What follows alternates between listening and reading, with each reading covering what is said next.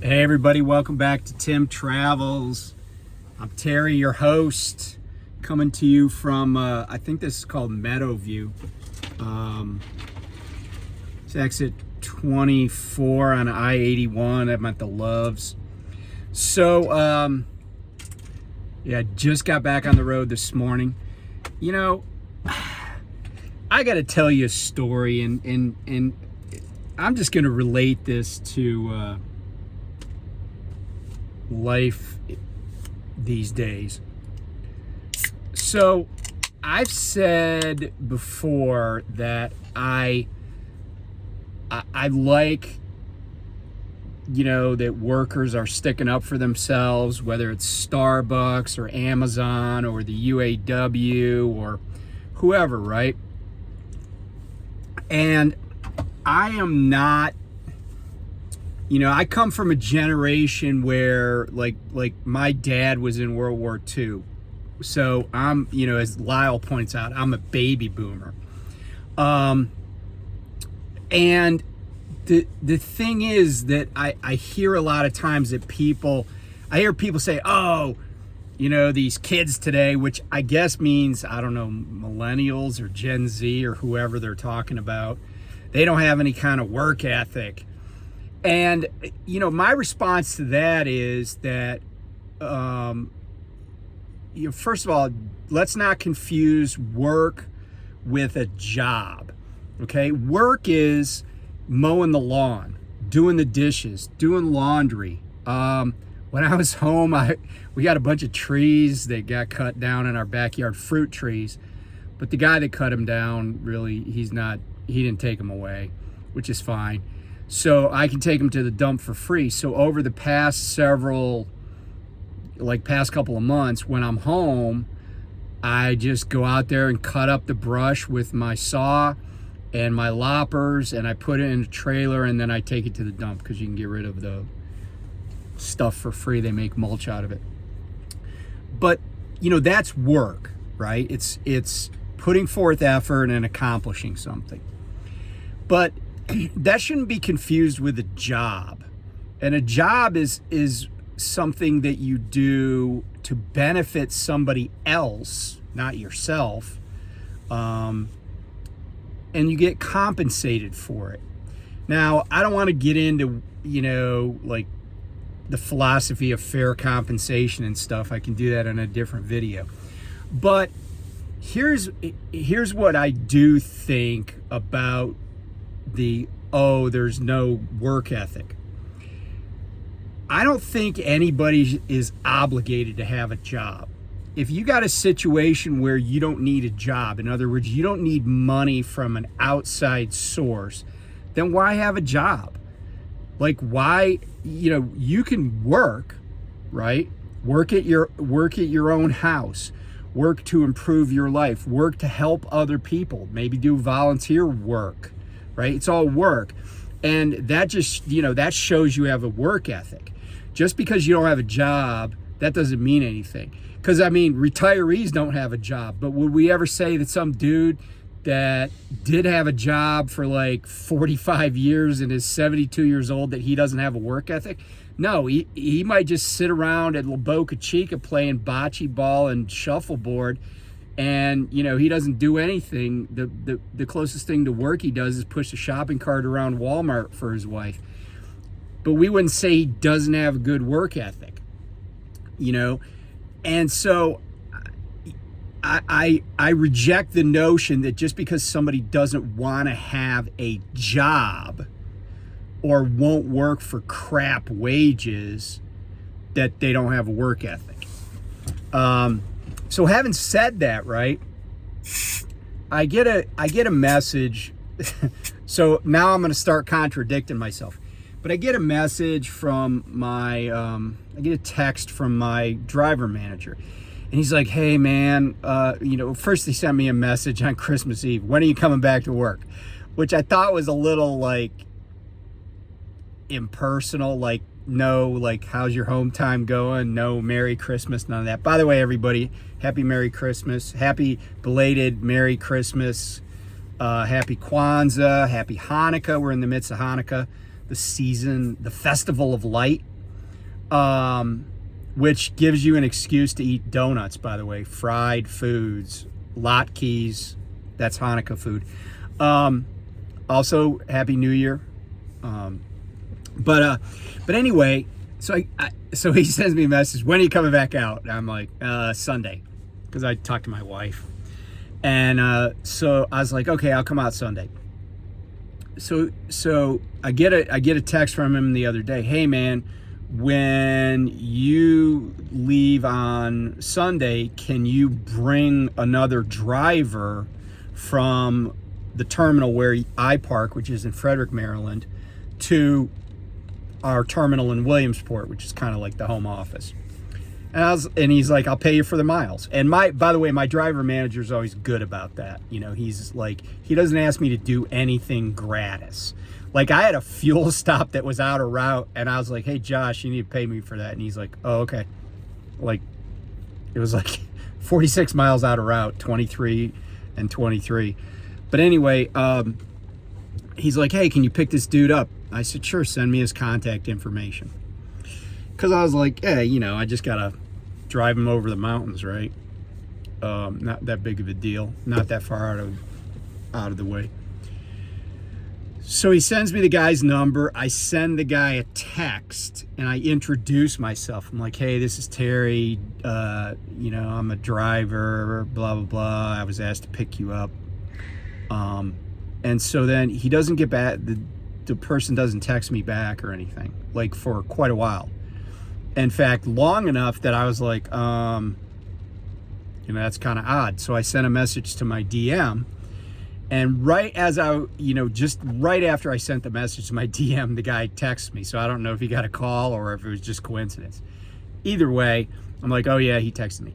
So then I sent him another message. He's like, yeah, when do I need to be there? And I told him, but then I said, look, I said, I don't know exactly, but I'll know later today. So later that day, which was Friday, I text him. I'm like, hey, I'm going to be there at 0600, but, you know, I would just like to leave by 8, because my vehicle situation was that my wife was like, hey, I need you to bring you to work, you know, that early, because I got other stuff I got to do. Now, we actually solved that problem because we bought a new to us vehicle, because I haven't had my own set of wheels for a long time. But this job, it's kind of been tough on my wife. So then I sent him a message yesterday, but I don't hear anything back from him, no acknowledgement of what I said. So I'm like, update, I'm going to leave it. I'm going to be there around 8:08. Nothing back. I send so then I get to the truck, you know, about 5 minutes after 8. I don't see anybody around. So I'm like, okay, I start getting the truck, get the Qualcomm on, start doing my my pre-trip. And I send it, but then, you know, I'm doing my pre-trip, sending my DVIR. I'm like, hey man, I'm at the terminal. Are you know, what's going on? No response. Get done doing walk around, checking all the tires, checking all the lights. I finally call the guy. I'm like, hey man, it's Terry. I'm at the Frederick terminal, you know, where are you? He's like, oh, you know, I'm at home, you know. And I was like, well, I was going to give you a ride to Williamsport. And he's like, oh, well, that was supposed to be in the morning. I'm like, yeah, man, it is morning. And then he says, oh, I mean, it was supposed to be on Sunday morning. I'm like, yeah, dude, it's Sunday. It's Sunday morning. Oh, man. And I was like, okay, I'll let you work it out. You know, but so then I got off the phone. I called dispatch because I didn't know if this guy had a load on him or what the deal was.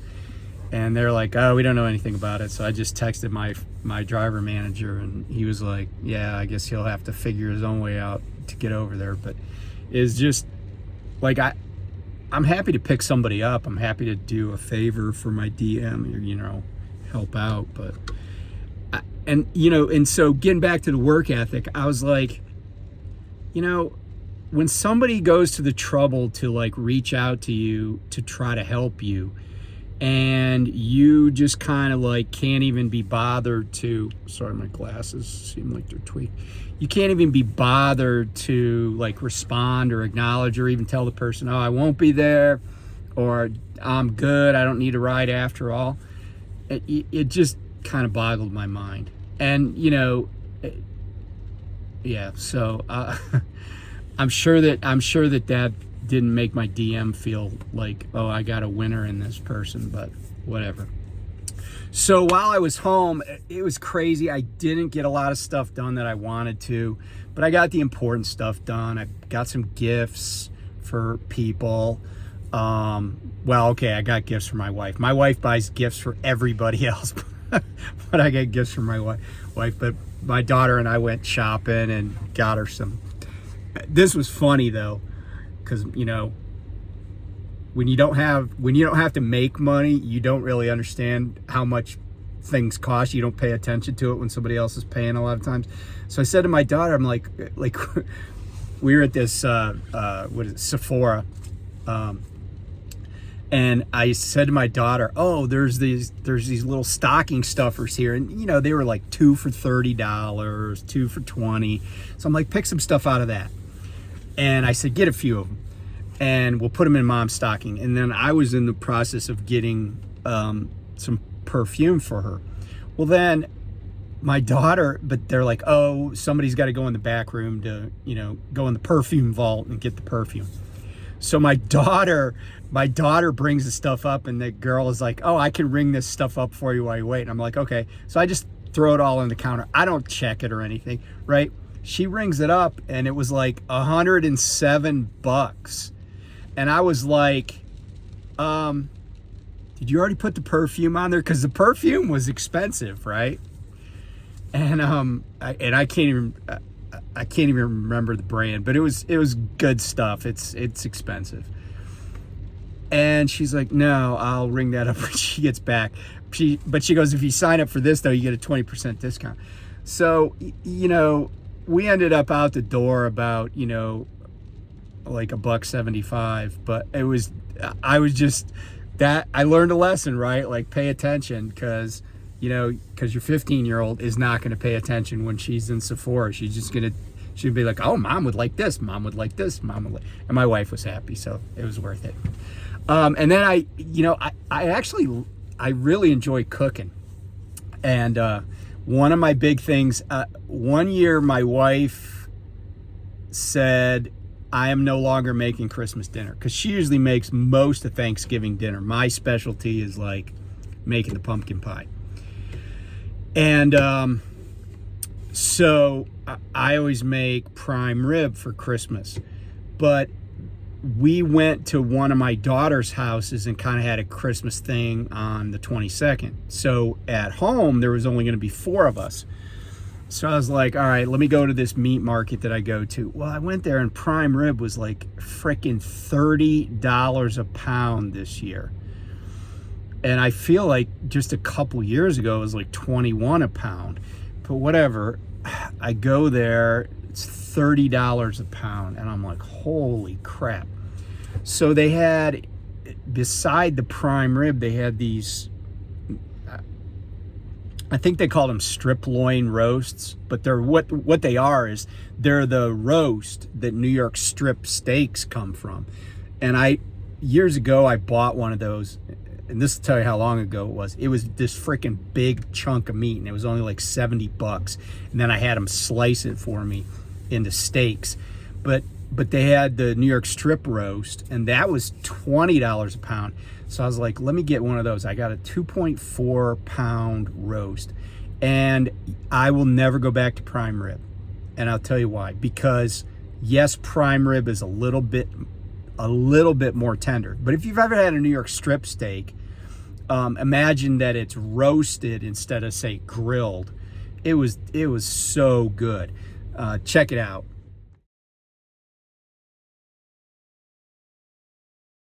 Yeah, that roast was the bomb, and I will not go back to prime rib because it's 50% cheaper.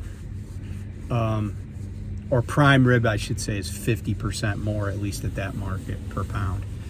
Okay, so enough about me. Let's talk about things I do. So I need to give a shout out to Thom Bell. He's a midlife trucker. You should check his channel out. He has some interesting videos. He has a drone too. Although I don't think Tom has been flying his drone over like New Jersey and some of the other places where people have been seeing drones. But Tom, a long time ago, and he would probably know better than I how long ago, but I remember the video. He did a video on how to choose parking spots at truck stops. Now, let's be honest. When you pull into a truck stop at 10 o'clock at night and there's one spot left, your choice is made for you, right? Or there's two spots left, your choice is basically made for you. But there are other times when you're going to have a selection, a varied selection of parking spots.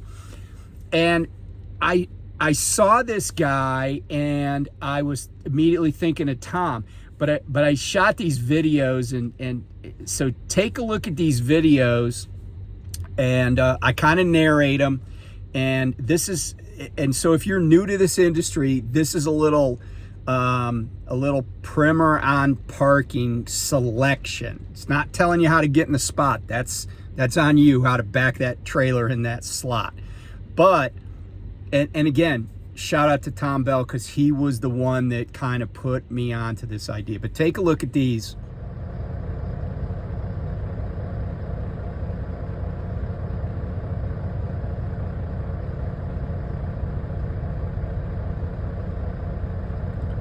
So this US Express guy did a UE to try to get a spot, and the spot is back on the other side of the parking lot, but the other white truck came from the other direction, so I don't know if he was going to take that spot. Maybe he's just waiting now to see if the US Express guy does it. It's this spot over here. But the US Express guy came in and went past me, but what he should have done is, instead of making a loop around to the right to try to line up a driver's side back, what he should have done is turn to the left and come around by the end of the spots, and then backed in. He still could have had a driver's side, but he could have actually cut around right in front of this other US Express truck right there and gotten into that spot, or the one on the other side of the Burgundy flatbed. But now these guys are just sitting here. I'm not really sure why. Neither of them's doing anything, but there's two spots back there. It's,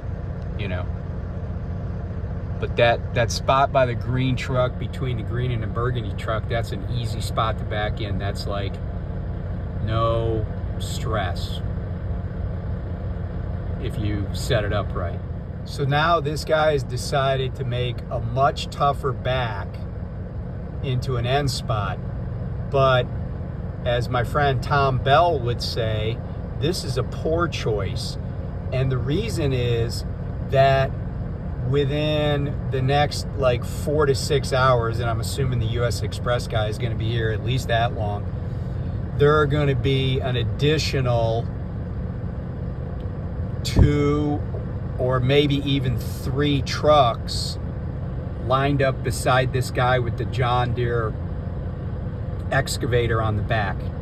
They're going to just, because the guy with the excavator is in the last legit spot. But people are going to park in the spot behind the excavator guy, and then they're just going to start adding on layers.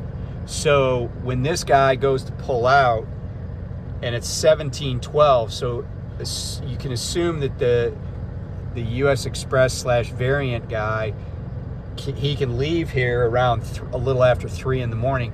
I guarantee all these spots over in here are there's gonna be a bunch more trucks when this guy wants to leave. So that's why you take the spot that is easier to get in and has a better egress, because even if that spot that I showed before that he could have easily backed into, even if there are people that park outboard of the truck with the crane on it, or the excavator on it, that still would be an easier spot to get out of. Okay, so now you see the setup and what I think is going to happen, right?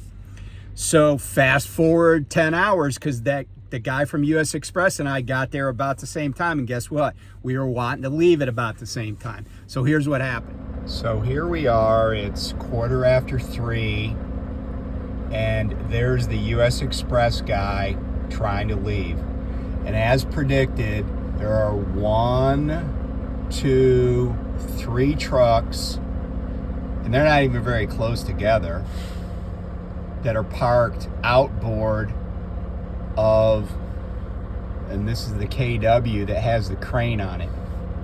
So now here, let me hit the windshield wipers because it rained. Now he's just sitting there with his flashers on, hoping that he's going to get out of there somehow, and he's going to wake somebody up, and somebody's going to be willing to move.